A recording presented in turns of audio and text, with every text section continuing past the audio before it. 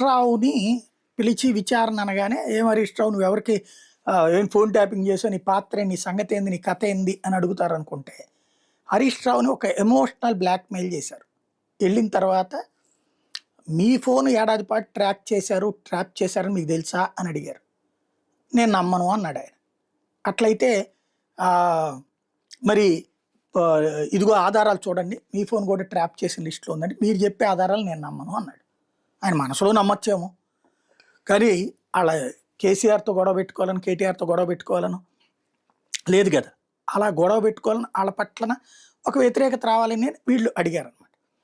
ఆయన ఈ నమ్మనన్నారు. సరే అట్లయితే కనుక ఏదైతే ఒక టీవీ ఛానల్కి సంబంధించినటువంటి యజమాని దగ్గర వాళ్ళతో కలిసేసి నువ్వు మిగతా వాళ్ళకి సంబంధాలు కలిపావు, వాళ్ళ ముగ్గురితో మీటింగ్ పెట్టించావు, వాళ్లే ఫోన్ ట్యాపింగ్ చేశారు కాబట్టి వాళ్ళతో నువ్వు చేయించావు అన్నారు.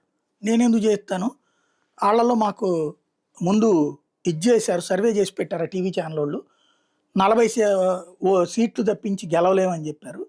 అప్పుడు ఆ మిగతా ఇద్దరితో, మా పార్టీలో ఉన్న ఇద్దరితో కూడా నేను మీటింగ్ పెట్టించాను, మీ ముగ్గురు కూర్చొని అసలు ఏం తేడా వస్తుందో చెప్పమని చెప్పాను, అది కేసీఆర్ గారికి చెప్పడానికి చెప్పాను, అంతేగాని దాంట్లో ఫోన్ ట్యాపింగ్ ఏం కాదు అని చెప్పారు.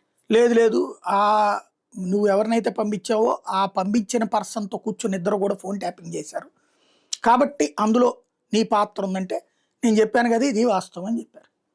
సరే అట్టయితే వెళ్ళిరండి మళ్ళీ పిలుస్తామని చెప్పారు. అయిపోయింది, ఇది జరిగింది.